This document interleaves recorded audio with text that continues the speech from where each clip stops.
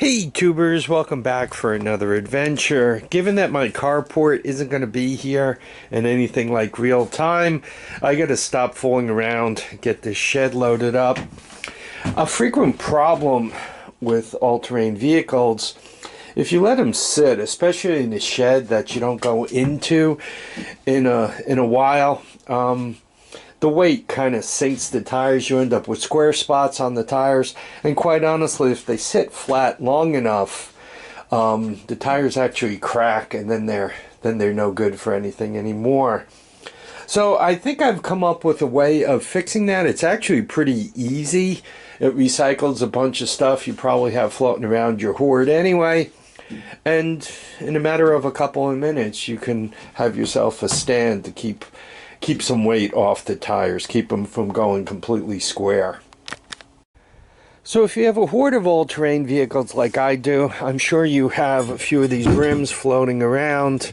You know, a lot of times when they get rusty on the edge here, you can't seal the bead of the tire any longer, so you got to kind of move to a tube. So once again, they're just sitting around.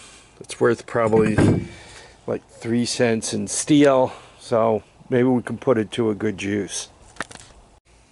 So we have the rim here, and if you take a look at it top to bottom, you got about 10 inches. And if you look under the all-terrain vehicle where you're going to try to put the stand, you need a little more than that. Also, this area here, it won't be very stable.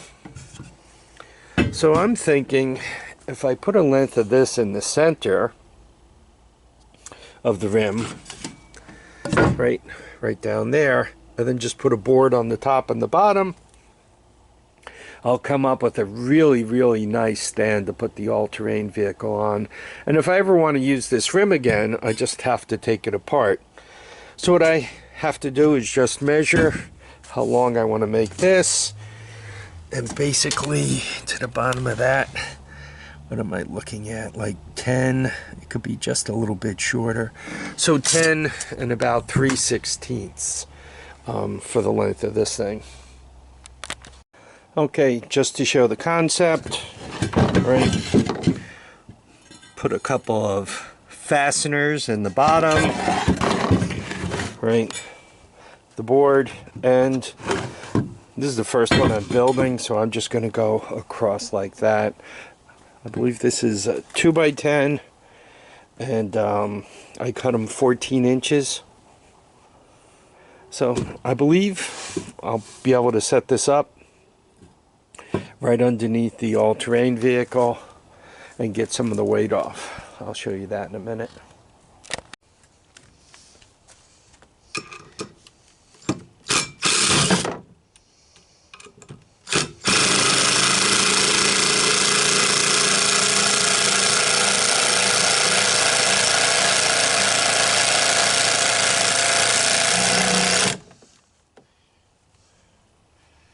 Some mighty tough pressure treated here.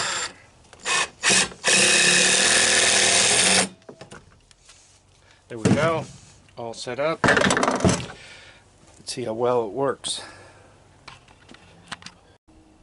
Okay, here we are. Now remember, I used a 10-inch wide rim to make this. Perhaps an 8-inch wide rim would have been better, because you could see it's quite a ways off the floor here. But front wheels turn, back wheels turn. The weight is off the tires.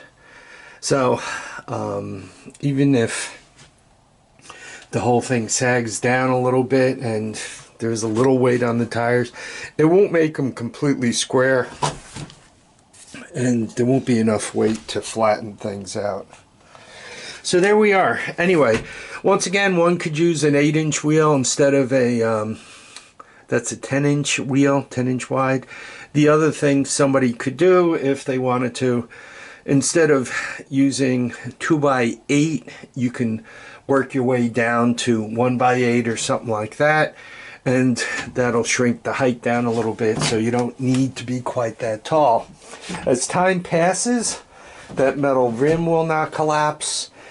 Remember, this shed has a frame underneath it, and the frame is supported a few different times, so the frame won't collapse either. The frame underneath that will not collapse. Anyhow, I'm filling the shed a little bit at a time, right? I want to make sure I get the maximum into it. You guys can see I got the seats and gas tanks across the back. Gas tanks have all been emptied out. I really have to pack this tight because I need to make space in the garage to work. Anyway, I really want to thank everybody for dropping by to watch and comment and subscribe. Please remember, feet down, heads up. Go load your shed. Winter's coming.